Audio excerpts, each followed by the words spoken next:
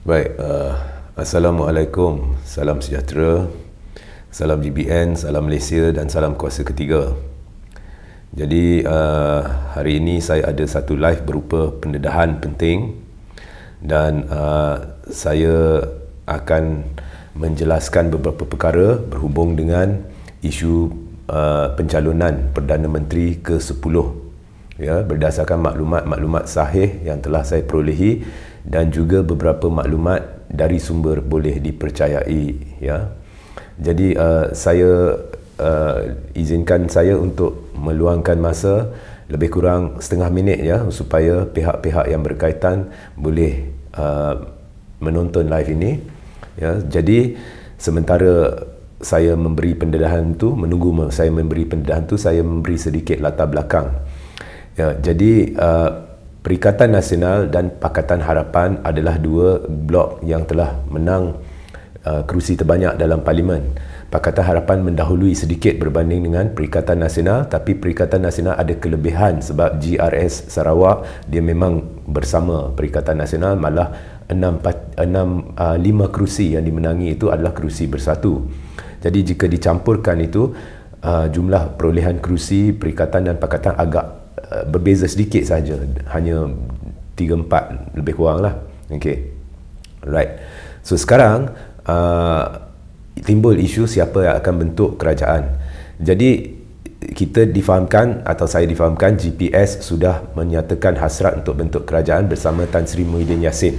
Okay, jadi dia setuju, dia nak kerjasama dengan Tan Sri Muhyiddin Yassin. Baik, dan Tan Sri Muhyiddin Yassin juga ada sokongan pihak-pihak lain. Saya difahamkan 2-3 kerusi sana sini itu ada bersama Tan Sri Muhyiddin Yassin. Jadi dalam situasi yang berlaku sekarang, okay, saya memang berpihak kepada Muhyiddin membentuk kerajaan. Okay, saya menolak terus Zahid dan Anwar. Okay, ini latar belakang, ya. Saya akan buat pendedahan kalau anda nak tahu apa sebenarnya sedang berlaku dan bagaimana Zahid sedang menipu anda.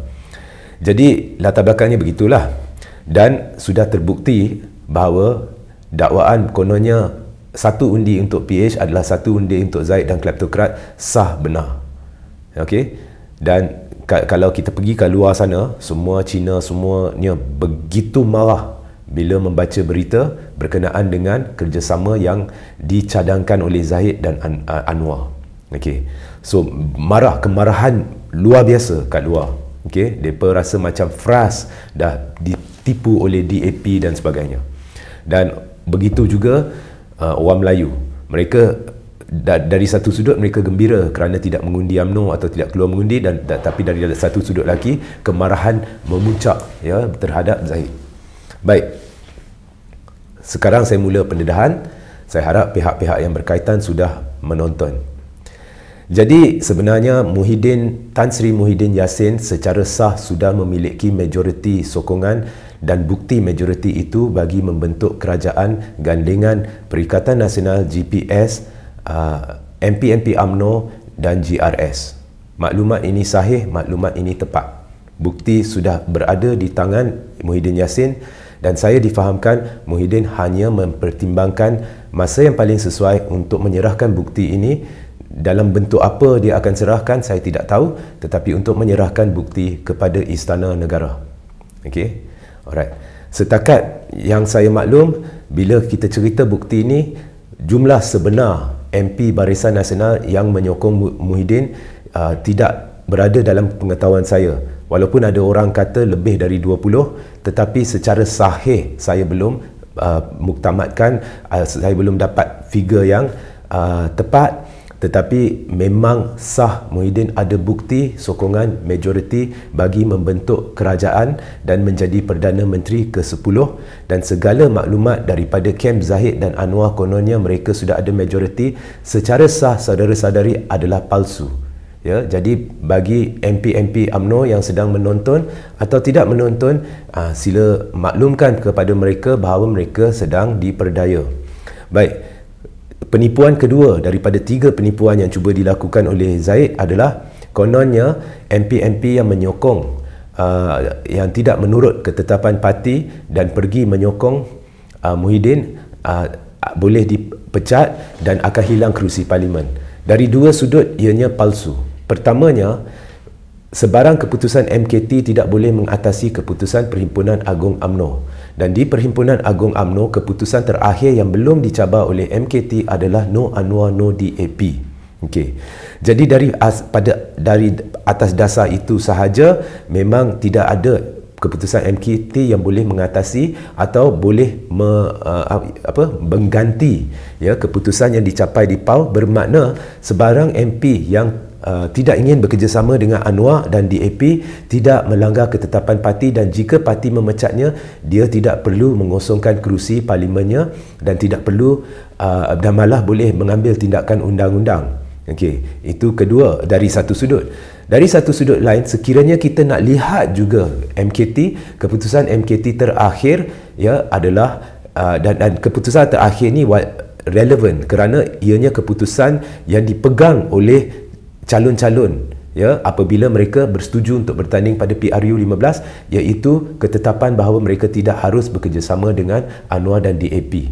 Okey, jadi jika sekarang ada keputusan baru yang mengatakan perlu kerjasama dengan Anwar dan DAP, maknanya calon sudah ditipu kerana mereka masuk pilihan raya dengan keputusan bahawa tidak perlu kerjasama dengan Anwar dan DAP. So dari sudut perundangan memang solid, Zahid tidak boleh berbuat apa-apa. Jika dia buat, tindakan boleh diambil terhadap dia, tapi apapun kerusi parlimen MP-MP tersebut tidak tercabar. Dan apapun, jika kita lihat Akta Anti Lompat Parti atau Undang-Undang Anti Lompat Parti ini, saya tidak ingin menghuraikan panjang lebar, mungkin saya akan buat dalam live lain, tetapi percayalah MP-MP ini tidak akan hilang kerusi parlimen. Okey, pendedahan ketiga adalah berdasarkan pemakluman kepada saya bahawa hari ini ada satu perjumpaan antara pemimpin-pemimpin Barisan Nasional dan Pakatan Harapan. Okey. Jadi Zahid yang memanggil MP-MP atau pemimpin-pemimpin ini untuk hadir.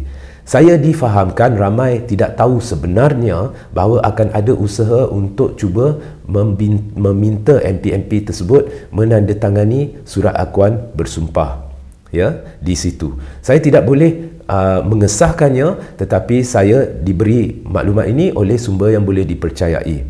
Jadi ramai MP yang hadir, andai kata hadir, yang hadirlah, sorry saya silap guna andai kata hadir, dia yang hadir, mereka keliru, mereka tidak tahu apa agenda sebenar.